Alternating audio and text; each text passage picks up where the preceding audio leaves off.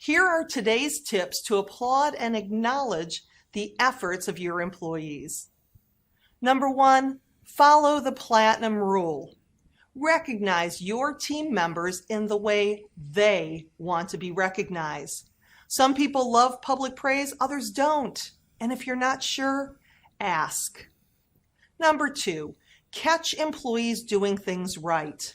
One workshop attendee told me, when I do something wrong, I get recognized 100% of the time.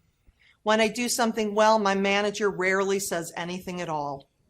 Research shows us that people on high-performing teams hear an average of 5 positives for every 1 negative. On average-performing teams, the number goes down to 2 to 1.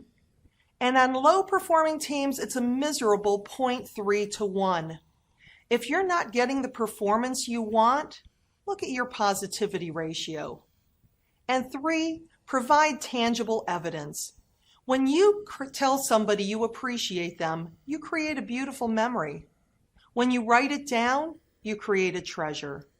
A smiley face on a Post-it note given right at the right time may be just what that employee needed. There you go. When you change your language and focus on applauding the efforts of your team members, you will change the workplace one thank you at a time.